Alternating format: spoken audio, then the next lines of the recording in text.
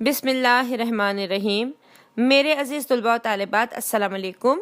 میرا نام تحریم زہرا ہے۔ امید کرتی ہوں کہ آپ لوگ اپنے گھروں میں محفوظ ہوں گے۔ آتے ہیں ہم اپنے عنوان کی طرف۔ آج کا ہمارا عنوان ہے ضرب الامثال۔ آپ یہ سوچیں گے کہ ضرب الامثال کسے کہتے ہیں؟ تو میرے عزیز طلباء و طالبات، جب کوئی واقعہ بار بار تجربے اور مشاہدے میں آئے تو ان تجربات اور مشاہدات کا نچوڑ پیش کرنے کے لیے چند الفاظ یا جملے استعمال کیے جاتے ہیں۔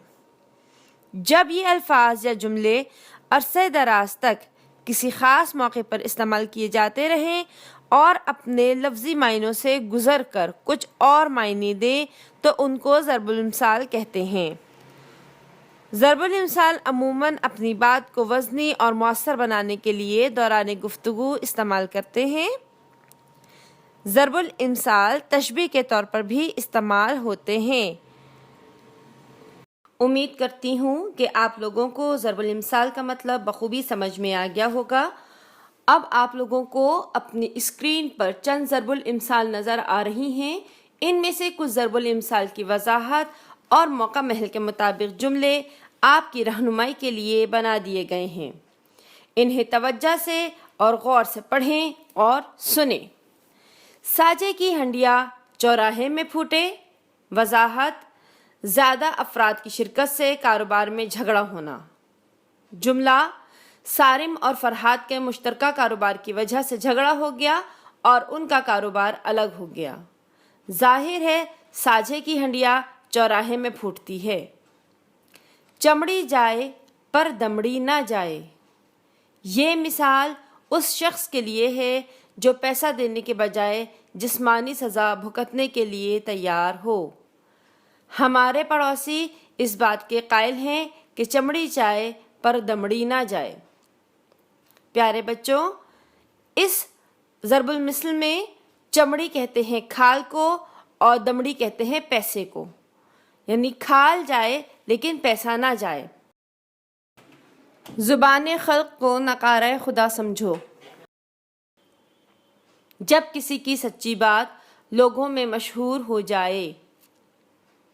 اسلم اپنے غلط کاموں کی وجہ سے لوگوں میں مشہور ہونے کے باوجود چوری پکڑے جانے سے انکار کرتا رہا۔ وہ یہ بھول بیٹھا تھا کہ زبان خلق کو نقارہ خدا سمجھو۔ حلوائی کی دکان پر دادا جی کی فاتحہ۔ وضاحت: دوسروں کے مال پر عیش کرنا۔ عریب نے اپنے چچا کے انتقال پر ان کی دولت فراخ دلی سے خرچ کی۔ سچ ہے حلوائی کی دکان پر دادا جی کی فاتحہ۔ یہ منہ اور مسور کی دال۔ کسی شخص کا اپنی کاہلی اور نااہلی کی وجہ سے کسی کی عزت اور کام کے قابل نہ ہونا۔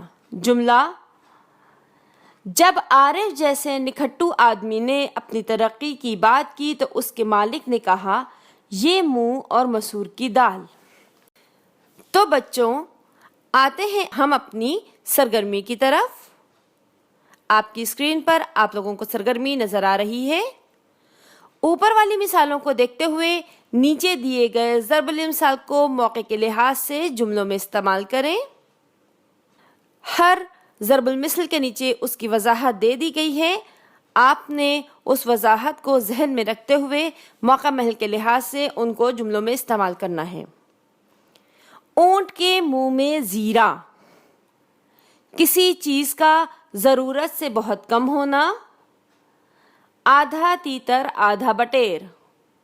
بے جوڑ یا بے ڈھنگی چیز ہونا۔ آپ آئے بھاگ آئے۔ کسی کے آنے سے قسمت کا جاگ جانا یا قسمت کھل جانا۔ اندھا کیا جانے بسنت کی بہار۔ ناقدر انسان اچھی چیز کی قدر نہیں کر سکتا۔ جھوٹ کے پاؤں کہاں۔ کسی کا جھوٹ چھپتا نہیں۔ آپ کاج مہا کاج۔